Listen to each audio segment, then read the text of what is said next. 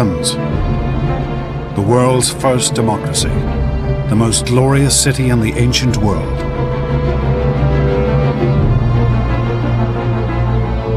A city of wealth and power, the center of a mighty naval empire. At the head of this state stood one man, a man who seemed to embody all the Athenians' achievements, Pericles. But Pericles would now risk everything he and the Athenians had built in one great gamble. A war that he hoped would make Athens the undisputed ruler of the Mediterranean. This conflict would indeed transform Athens, but in a way Pericles could never have imagined.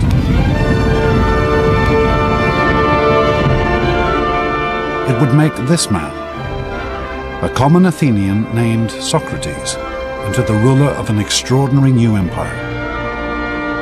An empire that remains the Greeks' last great legacy. An empire of the mind.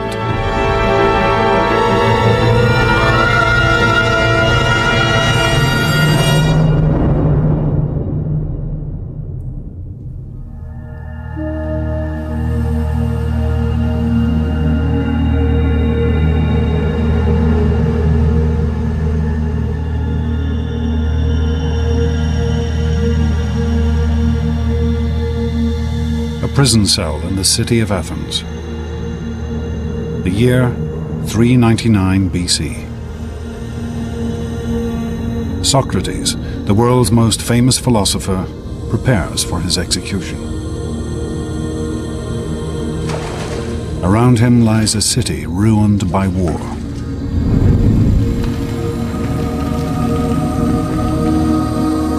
A nation stripped of glory and empire. People who have lost everything. Socrates is perhaps the one man who could have saved his fellow citizens from the greatest defeat in their history. Instead, they have condemned him to death. How could the Athenians come to execute one of their most brilliant minds? How could they lose everything that had once made them great? It is a tale that begins 3 decades before.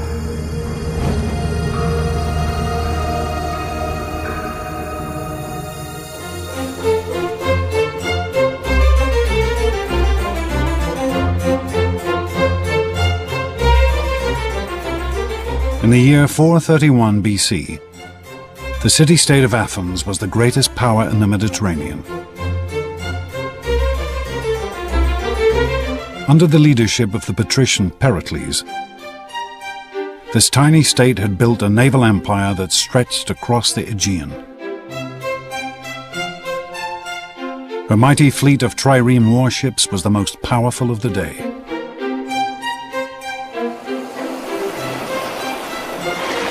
Athens lay at the center of a great trading network that dealt in goods from as far afield as Britain in the west and India in the east, bringing untold wealth into the city.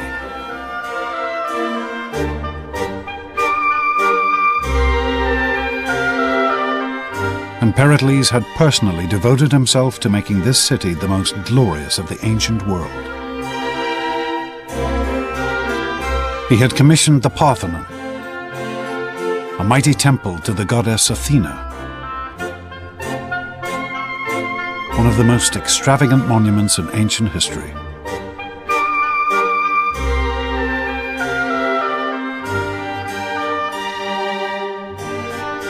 But for all his power and sway, Pericles did not rule this city. For Athens was a democracy.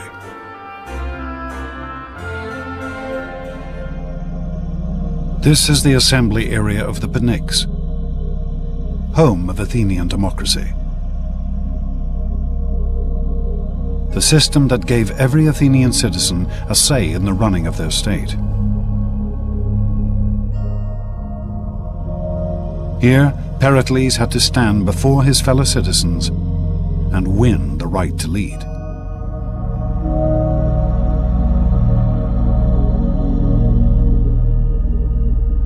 One day in the year 431 BC, Pericles took the podium and presented the Athenians with a bold new plan. A proposal that would offer Athens her final crowning glory. Pericles intended to vanquish Athens' last great rival, the city-state of Sparta. Sparta was the only other Greek state that matched Athens' power. The Spartans ruled all of southern Greece, and they were a fearsome military force. Their citizens were trained from birth in the arts of war.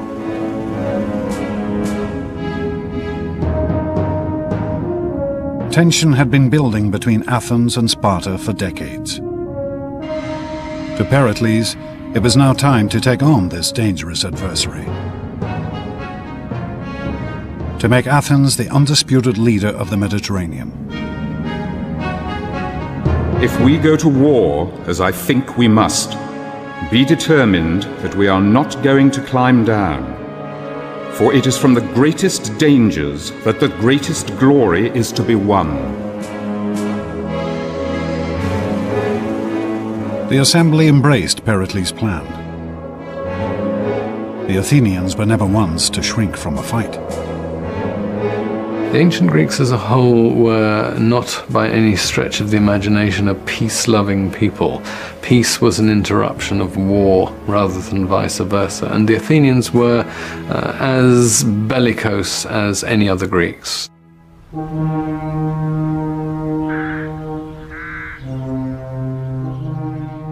But Pericles knew that any war with Sparta would not be easy to win. For the Spartan infantry were far superior to Athens' forces. Athens' strength lay in her navy.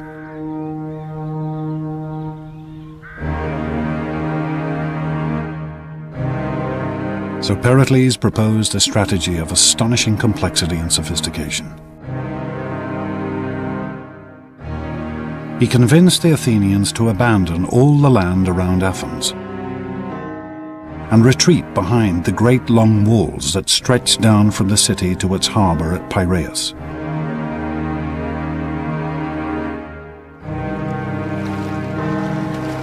Pericles would supply the city by sea.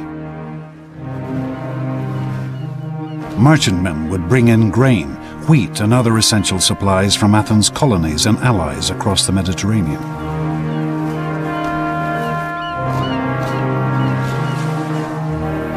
Protected by the mighty Athenian fleet.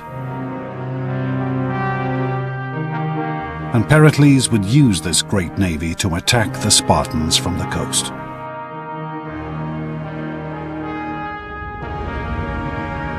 It was a strategy based on a set of finely judged assumptions.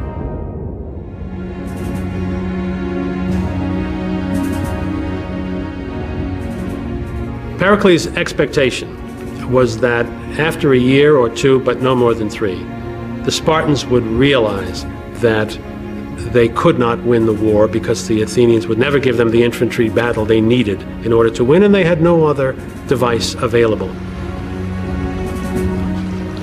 Athens' fleet had always been key to the city's success. It had won the city great military victories, and it had built her an empire.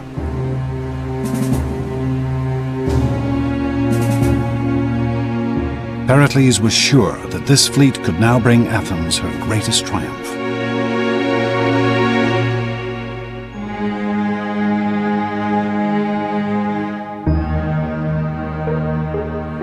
The Athenians crowded behind the city walls. Confident in their vision of imperial power and glory, they assumed that Pericles' strategy could only bring them victory. But among this teeming multitude could be found one man who refused to assume anything.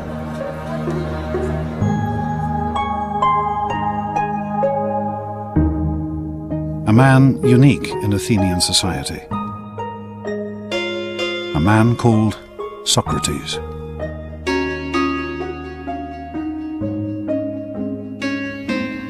If you were an ancient Athenian citizen, the first thing you'd see is a man who was unbelievably ugly.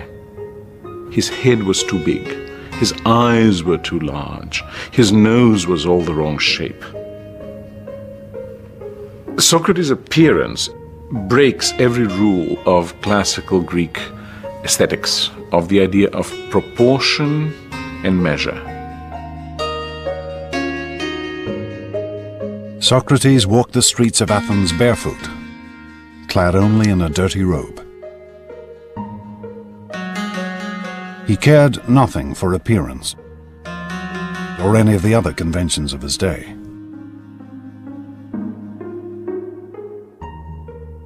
Socrates was interested only in the mind.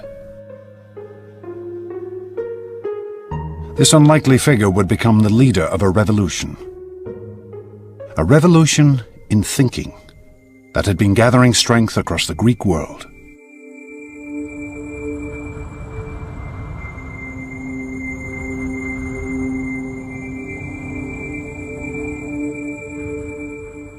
For thousands of years, mankind had assumed that the world around them, the sun, the stars, and the moon, were gods and spirits. Believing they were recording messages from their gods, ancient civilizations such as the Babylonians had gathered great catalogues of astronomical data.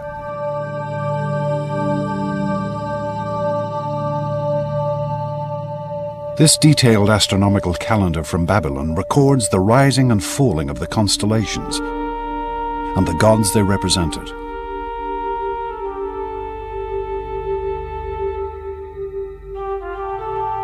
This knowledge and study of the heavens had been slowly spreading across the ancient world until it reached Greek colonies on the coast of what is modern-day Turkey. There, a shattering change occurred. For the Greeks took this astronomical knowledge and transformed it. They took the gods out of the heavens and replaced them with reason. Gradually, the Greeks begin to say, these are not persons, these are things. There's an orderly world which the human mind can actually capture. It is subject to our understanding. These Greeks began to calculate and predict the movement of the moon and stars through mathematics and logic, rather than using gods and spirits to explain everything. It was the birth of science. The first great Greek scientist, a man named Thales, wrote the earliest book on navigation and how to sail using the stars as a guide. And on a journey to Egypt, Thales was the first man to measure the height of the Great Pyramid. Brilliant idea. He stood next to the pyramid until high noon, when his shadow was exactly the same length as his height. And at that point he measured the shadow of the pyramid and accordingly knew the the height of the pyramid, which is actually an application of a rather sophisticated geometrical theorem. These Greek scientists would go on to measure the circumference of the world when most people still thought it was flat, to devise steam engines, water pumps, and suspension bridges.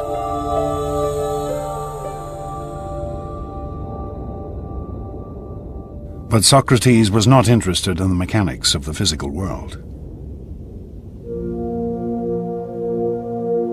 He would use this new way of thinking, using reason and logic, to study people. The great change comes with Socrates, who turns his back, so to speak, to the world of nature. What he cares about is the individual. You become an object of study and care. Socrates spent his days in conversation, walking the streets of Athens, talking and debating with anyone he met. With over 150,000 people now packed behind Athens' walls, he was in his element. One of the amazing things about Socrates is that he is the first fanatical urban individual. He loves the city. He makes life in the city one of his major concerns. Socrates' life was spent questioning the assumptions his fellow Athenians held about their lives.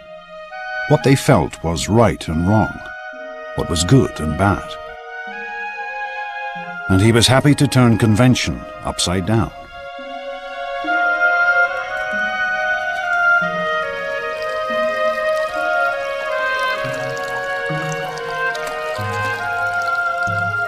One of Socrates' followers recorded how, at the end of a drunken dinner party, Socrates proved to a fellow guest that he was in fact the better looking of the two. My eyes must be more beautiful because they bulge out, and therefore I can see better. And by the same account, my nose is more beautiful because my nostrils flare out, and so I can therefore gather in more smells. This is typical Socrates, using reason and logic to examine the world anew. Socrates says you must make every decision based on your own understanding of what is good and what is not good, what is right and what is wrong. For Socrates, this freedom of thought was paramount, even if it meant upsetting the whole notion of a beautiful nose.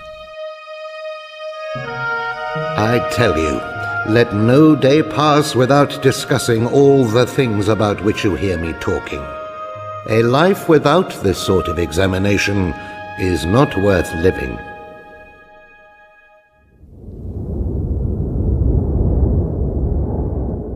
But as Socrates spent his days in debate, his city was fighting a war.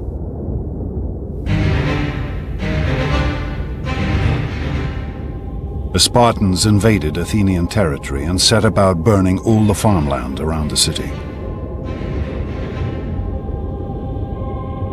The Athenians became increasingly anxious. They could only watch from the city walls as their fields and crops were destroyed. But such was Pericles' reputation, he managed to convince the Athenians to stick with his plan. The city could rely on her fleet and shipments from overseas to survive. Little did Pericles know that this fleet now carried an even greater threat.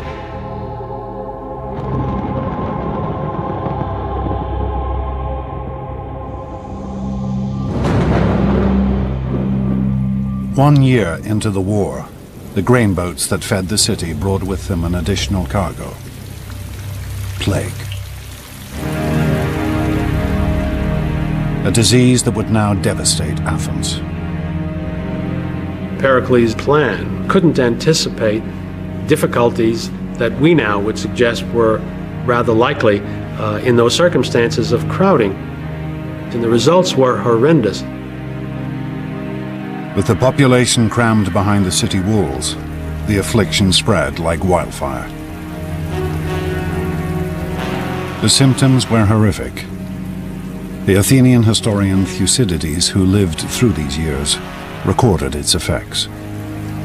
The body was suddenly seized, first with violent heats around the head and redness and inflammation of the eyes, and then the disease descended into the bowels, producing violent ulceration and uncontrollable diarrhea.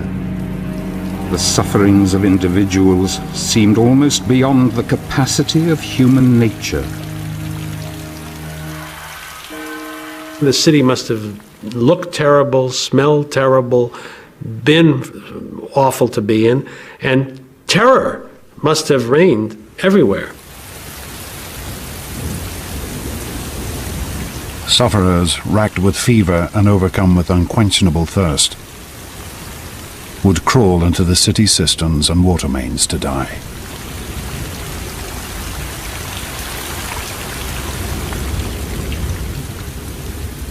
Thucydides witnessed the scene in Athens streets. The bodies of dying men lay one upon another, and half-dead creatures reeled about the streets. The catastrophe became so overwhelming that men cared nothing for any rule of religion or law. The plague's effects on Athens were absolutely devastating. The whole fabric of Athenian society broke down. Morally, people saw no point in being good. Why be good if the good and the evil die just as easily?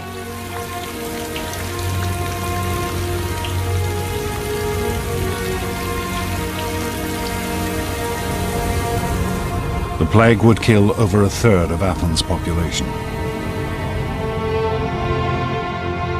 And then it struck the city's figurehead, Pericles.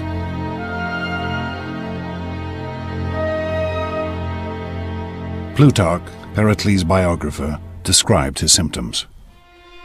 The plague seized Pericles, not with sharp and violent fits, but with a dull and lingering distemper, wasting the strength of his body and undermining his noble soul.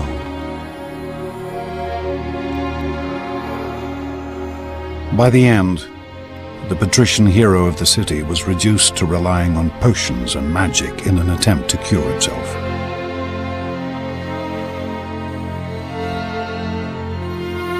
He showed one of his friends a charm that a woman had hung around his neck, as if to say that he was very sick indeed when he would admit of such foolery as this.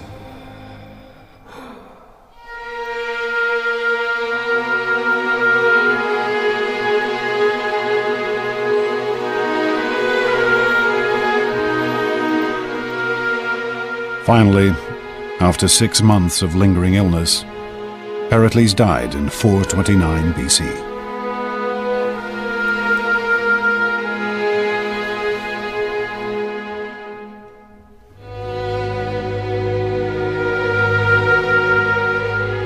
Pericles had planned to make Athens into the Mediterranean's greatest power.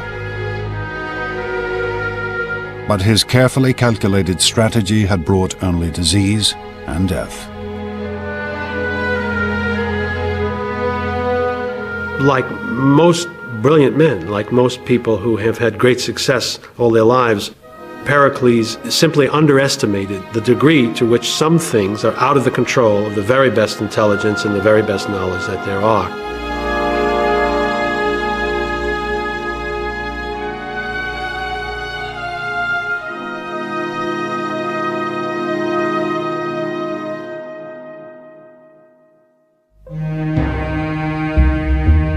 Pericles' death would have far-reaching consequences. It soon became clear that this one man had been the linchpin of the Athenian state.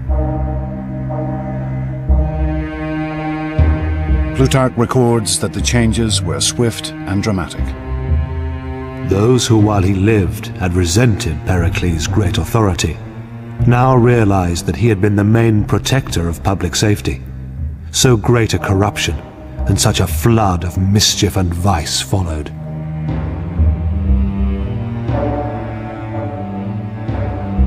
The flaws in Athenian democracy now became apparent.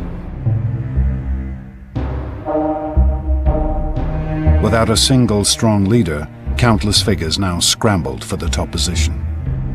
And they were prepared to do anything the people wanted if it gave them power. Pericles' successors, who now wanted to occupy the top position, simply followed the prejudices and passions of the masses in order to gain support.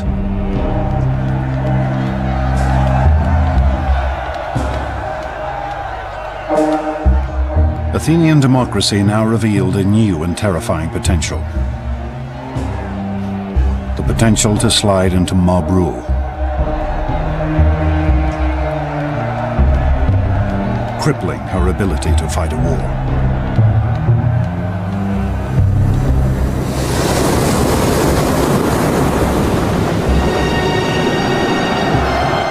As the conflict raged on, an Athenian naval force won a skirmish with the Spartans in rough and storm-tossed seas. The generals who had commanded the force returned to Athens expecting a hero's welcome.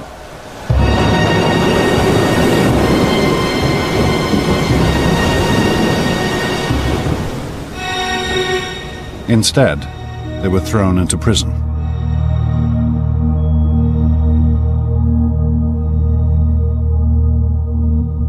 The storm had forced the Athenian commanders to sail straight back to Athens, without picking up any of their soldiers who had fallen overboard during the battle. Rabble-rousing speakers had convinced the assembly that this failure to rescue the men was a crime so appalling that all the generals should be summarily tried and executed.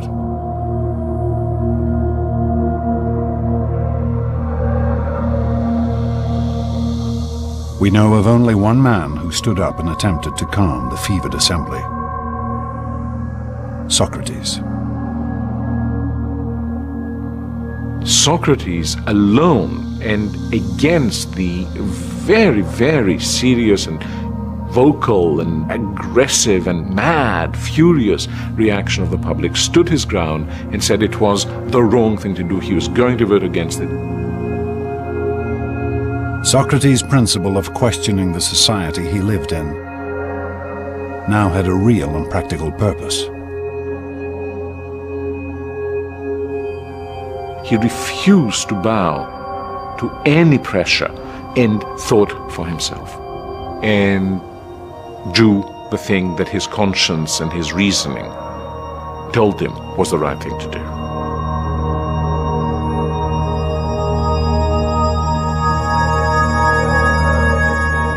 But in the end, Socrates was only one voice amongst the multitude, and he could not sway the assembly. The generals were condemned to death by drinking poisonous hemlock.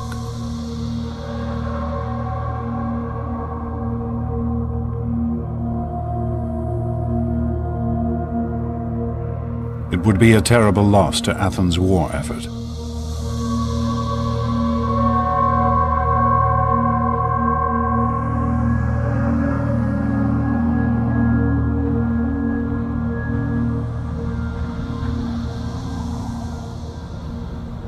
With the assembly in the hands of self-interested despots, once mighty Athens began to lose her way. After the death of Pericles, Athens never again had a political leader with a well-thought-out general picture or a set of goals that he could pursue with reasonable hope of bringing them to fruition. The war against Sparta degenerated into a bitter, dragging conflict that spread over a decade. The Spartans ravaged the land around Athens, and the Athenian fleet kept the city supplied.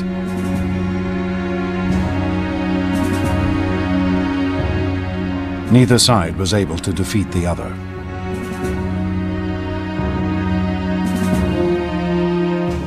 Deprived of victory, the Athenians grew increasingly frustrated. Were they not the greatest state in all of Greece? Surely the time must come for Athens to prove her power once and for all.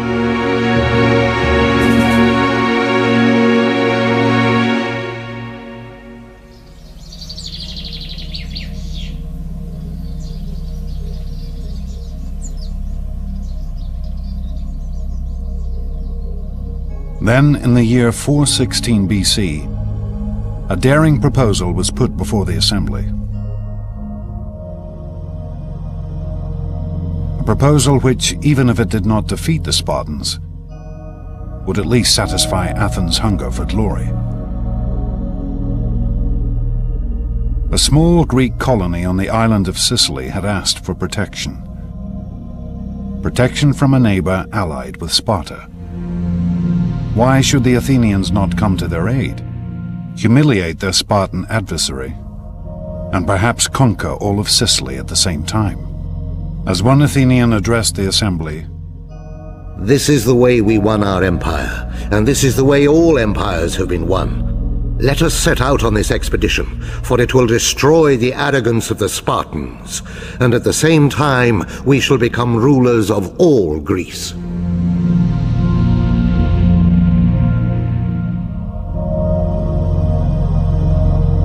a bold plan to be executed on a vast scale, requiring a great fleet of warships and a landing force of over 10,000 men. The Athenians threw themselves into the project with fervor. Armorers beat out new weapons. Soldiers tested out their equipment. Stores were loaded onto a fleet of Athenian triremes. And the shipwrights prepared their vessels for the sea.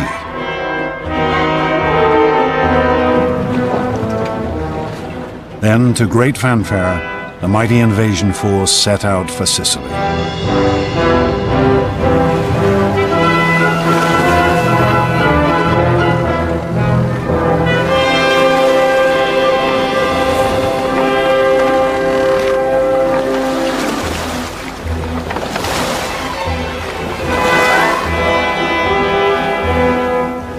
Six months later, word came back.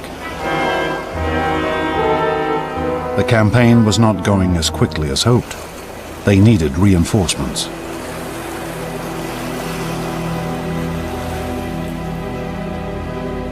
And then, nothing. No news at all.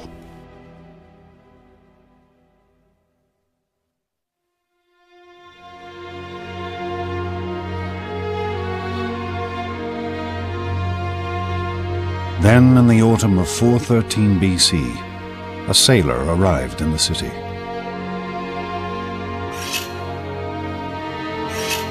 A man who needed a haircut. And as he talked to his barber, he told an appalling tale of a vast and terrible slaughter.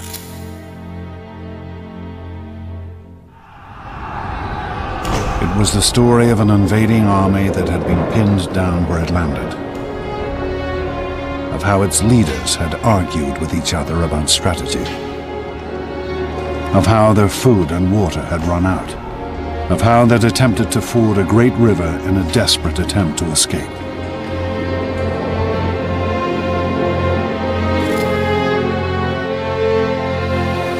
They rushed into it, all discipline lost, and every man wanting to cross first.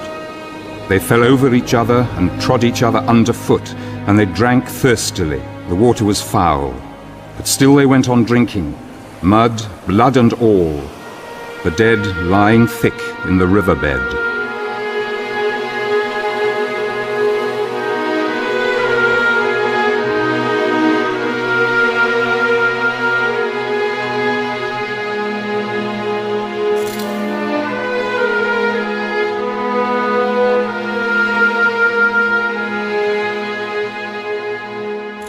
This was how the Athenians discovered that they had been the victims of one of the greatest defeats in ancient history.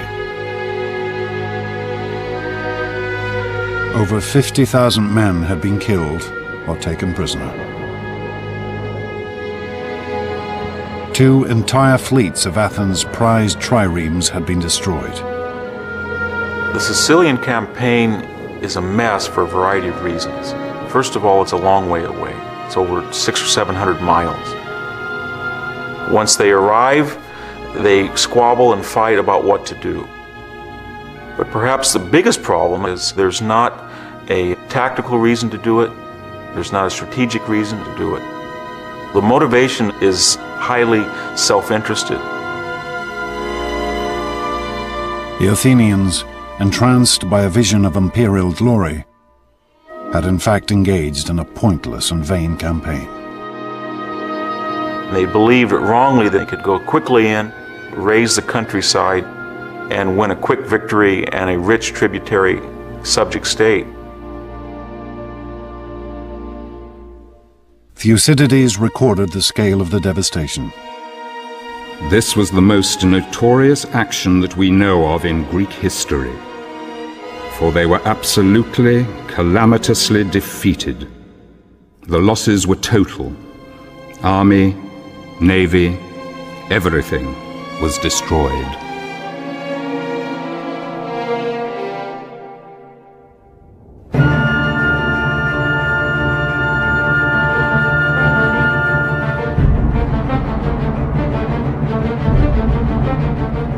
With Athens' military power now crippled, her enemies began to close in.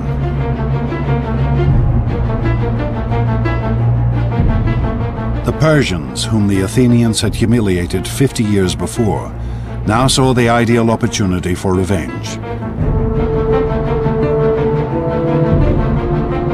They approached the Spartans with the offer of help.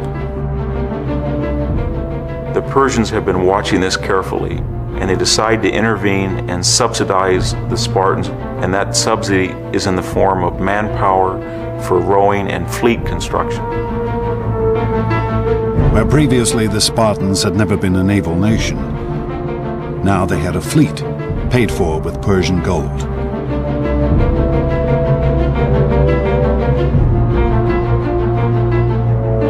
With Athens' navy decimated by the defeat in Sicily, the Spartans could now blockade the Athenian harbors.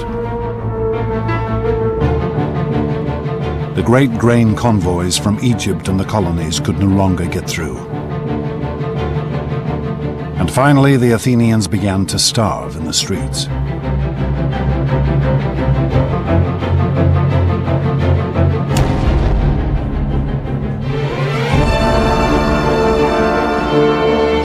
The people turned to their patron goddess, Athena.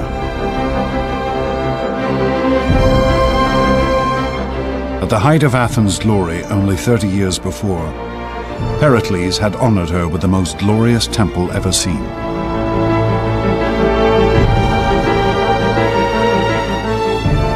But the goddess could offer no help now.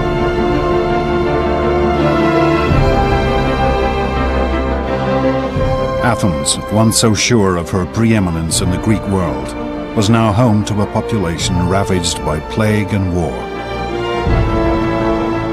besieged and starving. With her treasuries empty and her once proud fleet crippled. In 404 BC, Athens finally surrendered to the Spartan commander, Lysander.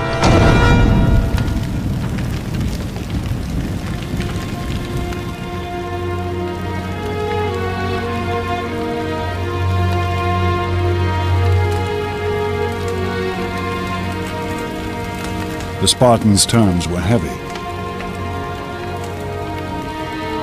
The great walls which had defended the city were to be torn down. Her fleet was to be destroyed.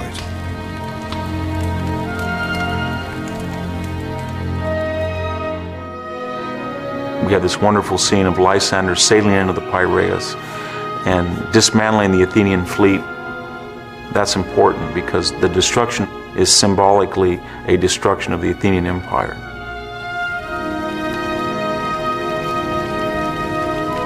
What remained of Athens' mighty navy was put to the torch, with only 12 ships allowed to remain. No longer would she rule the Mediterranean.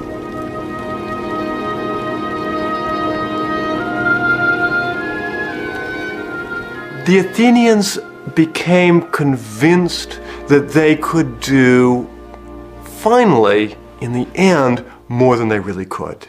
And I think this is really the point in which the potential that Athenian democracy brought about could turn to tragedy.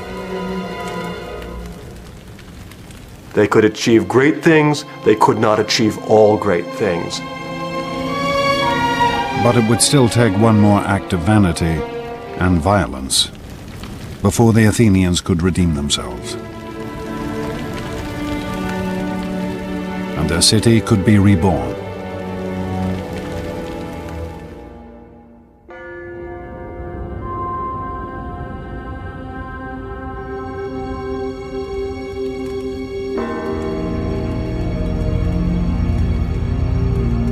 Humiliated, their empire lost, the Athenians looked for someone to take the blame for their defeat. They searched for an enemy within their city walls, someone who had dared to question their dreams of supremacy.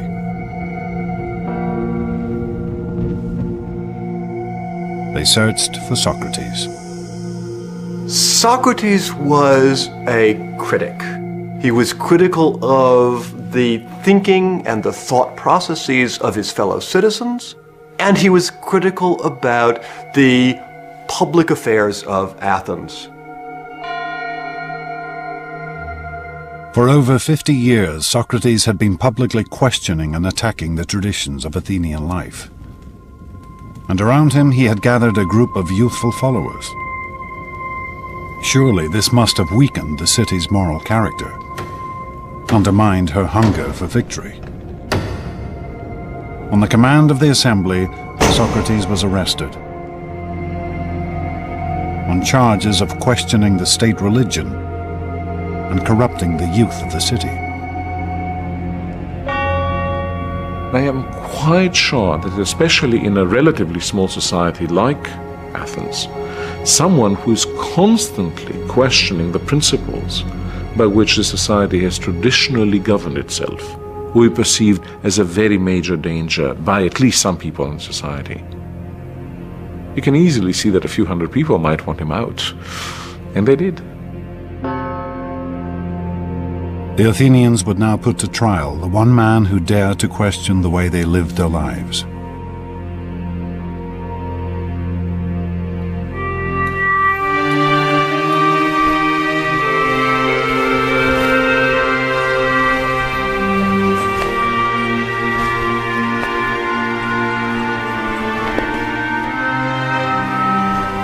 Socrates' trial would be held in Athens' central marketplace, under a canopy to shade the fierce heat of the Greek sun. He would be tried by a jury of his fellow citizens, chosen at random.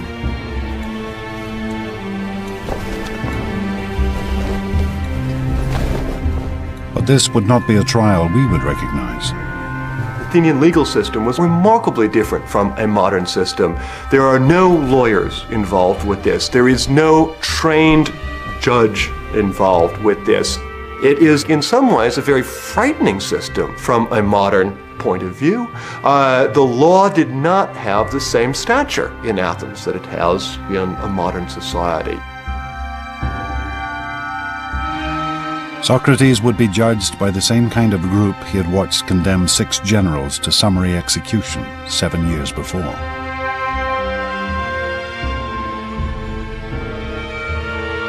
He would be given only a limited time to defend himself. All speeches in the Athenian courts were timed by a water clock.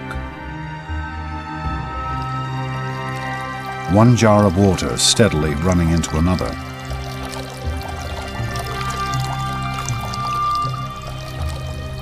But Socrates shows no fear in the face of his accusers. In fact, he is positively stubborn. He explains that far from corrupting Athens, his life of questioning has done nothing but improve the city. To put it bluntly, I've been assigned to this city, as if to a large horse which is inclined to be lazy and is in need of some great stinging fly. And all day long I'll never cease to settle, here, there, everywhere, rousing and reproving every one of you. It is not an approach designed to win sympathy. Socrates is setting himself and his life against the entire Athenian state. He is doing what he thinks is the right thing to do. He thinks the life he has chosen, this life of thinking for yourself, is the best life. As he says in his speech, the unexamined life is not worth living for a human being.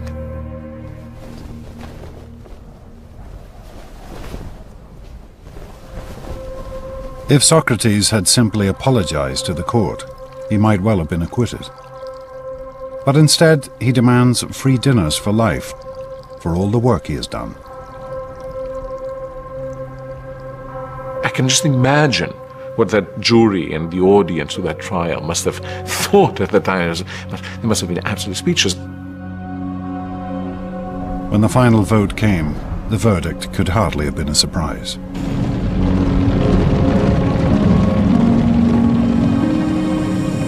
The court found Socrates guilty with the penalty of death.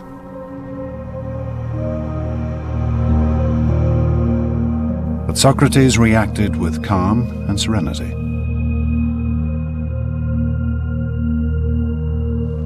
Well now, it is time to be off.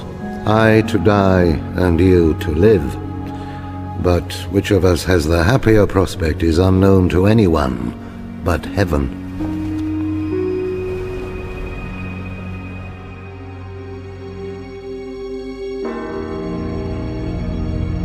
Socrates was taken from the court to Athens prison.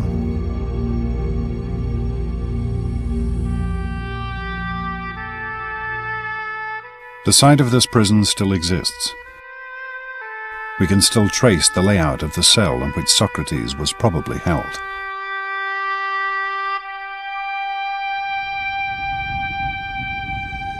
And we still have accounts of Socrates' last days from friends who visited him in his cell. They are among the most famous Greek writings. For with his death, Socrates would transform Athens. He would show his fellow citizens that the principles of reason, of questioning the world, were something worth dying for.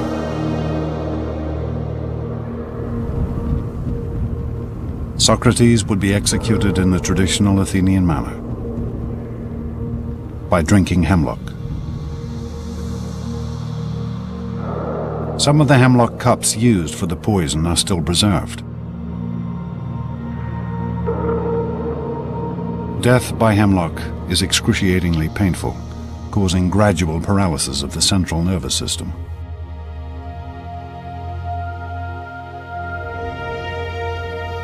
But as the moment of his execution drew near, Socrates turned to his friends, treating the whole affair as if it were nothing at all.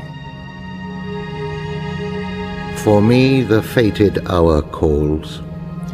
In other words, I think it's about time I took my bath. I prefer to wash before drinking the poison, rather than give the women the bother of washing me when I am dead. But as the hemlock was poured, his friends broke down. We have the account of one named Fido. In spite of myself, the tears came pouring down, so that I covered my face and wept broken-heartedly. And then everyone in the room broke down, except Socrates himself, who said, "Really, my friends, what a way to behave. I'm told that one should make one's end in a reverent silence. Calm yourselves and be brave."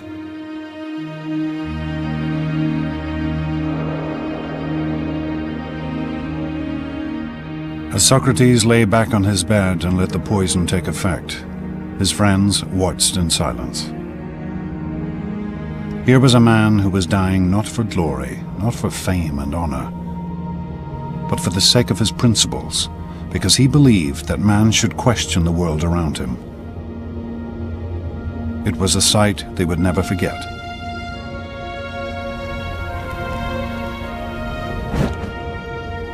Socrates, in his life and in his death, becomes a completely new Greek hero. From now on, the hero is a person of conviction, a person who will follow nothing but the dictates of his intellectual conscience, and that is a new conception of what a human being is like and what a good human being must be like.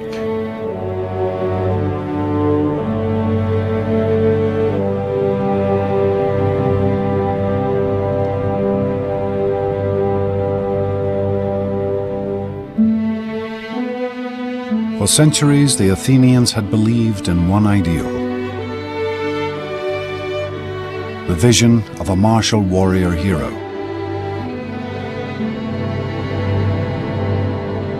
It had driven them to conquer great foes, to build a mighty empire. But now, in the depths of defeat, they discovered a new figure to venerate. Effigies of Socrates have been found amongst the ruins of the Athenian prison.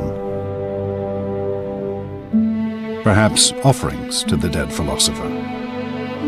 Perhaps the most important lesson that Socrates left is the need to be critical and the need to be self-critical. The interesting thing that I see in Athens in the years after the execution of Socrates is this same capacity to look at themselves and recognize that they have perhaps gone too far in the past, and indeed to embrace a certain kind of maturity. Athens was never again a great imperial power. But neither did her democracy lapse again into mob rule.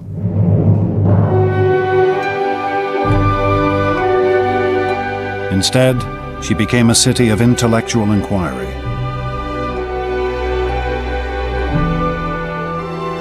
A haven of study and discussion, where Socrates' students and his students' students slowly began to build a world based on reason.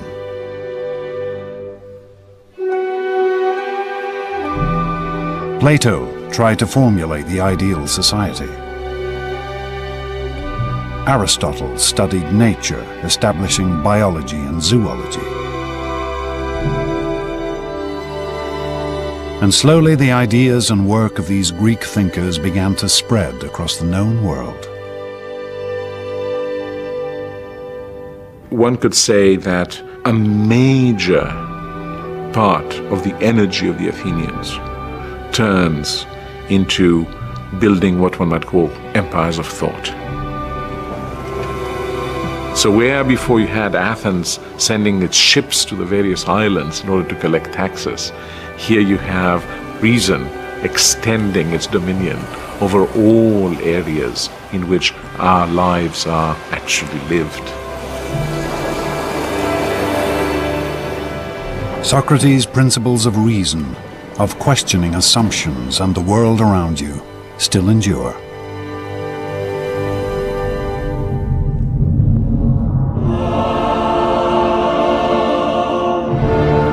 In the space of less than 200 years, the ancient Greeks transformed their world. For amongst these ruins, a few great figures carved a mighty empire. They invented democracy and politics, science and philosophy. They gave us literature and drama, art and monuments which still take our breath away. And ultimately, these Greeks taught us how to reason and think.